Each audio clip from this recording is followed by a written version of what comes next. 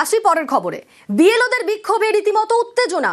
CEO দফতরের সামনে উত্তেজনা, পুলিশের ব্যারিকেড ভাঙার চেষ্টা, পুলিশের ব্যারিকেড টপকানোর চেষ্টা চালানো হয়। যে ছবি দেখছেন, সিইও দফতরের সামনে উত্তেজনা, বিএলওদের বিক্ষোভে রীতিমতো উত্তেজনার পরিস্থিতি সৃষ্টি হয়। পুলিশের ব্যারিকেড ভাঙার চেষ্টা, পুলিশের ব্যারিকেড টপকানোর চেষ্টা।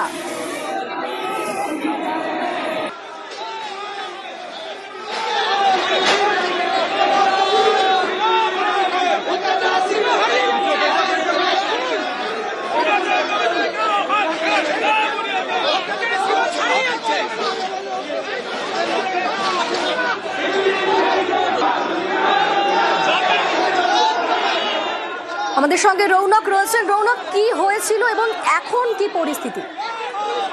একেবারে পরিস্থিতি নিয়ন্ত্রণে এখন পিপুল পুলিশ বাহিনী ইতিমধ্যে মোতায়েন করা হয়েছে। ডিসি সেন্টার ইন্দিরা মুখার্জি যেখানে রয়েছেন, বিএলও অধিকার মঞ্চ থেকে তাদের দীর্ঘদিনের দাবি ছিল যে তাদেরকে সময়সীমা বাড়াতে হবে এবং যারা এই এসআই সংক্রান্ত কাজ করতে পারছে না তাদেরকে এই কাজ থেকে অব্যাহতি দিতে হবে। এই দাবি নিয়ে আজকে তারা প্রতিবাদ দেখান এবং পুলিশের তরফ থেকে ব্যারিকেড করা হয়। প্রথমে সেই ব্যারিকেড ভাঙার চেষ্টা করে এবং পরবর্তীতে ব্যারিকেড ভেঙে বিশিষ্ট একজন সিও দপ্তরের ভেতরে প্রবেশ করার চেষ্টা করেন এবং তখনই পুলিশের তরফ থেকে আটকানো হলে তাও যেটা একশোটা পুলিশের তরফে ধস্তাধস্তি শুরু হয় এবং যার জেরে পুলিশের একজন কর্মী ডিসি2 সেন্টারে তিনি আহত হন। তাকে ইতিমধ্যে চিকিৎসার জন্য পাঠানো হয়েছে এবং এই ঘটনার জেরে মোট 5 জন আন্দোলনকারীকে পুলিশের তরফ থেকে আটক করা হয়েছে।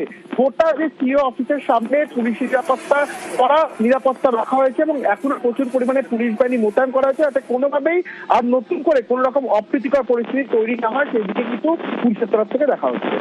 বেশ, ধন্যবাদ রৌনক।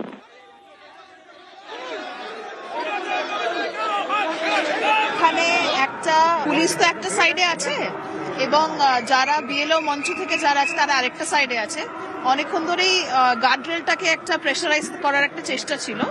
আমরা ব্যাপারটা দেখছি, এখন সিচুয়েশন কন্ট্রোলে আছে। তবে মনে হয় ওনারা ডেপুটেশন দিতে চাইছেন, আমরাও ভেতরে কথা বলছি। হ্যাঁ, একটু ইনজুরি হয়েছে, কতটা ইনজুরি আমি বলতে পারবো না, তবে উনি একটু দেখে নিন, ডাক্তার একটু দেখে নিন, তারপর আমি বলে দেবো।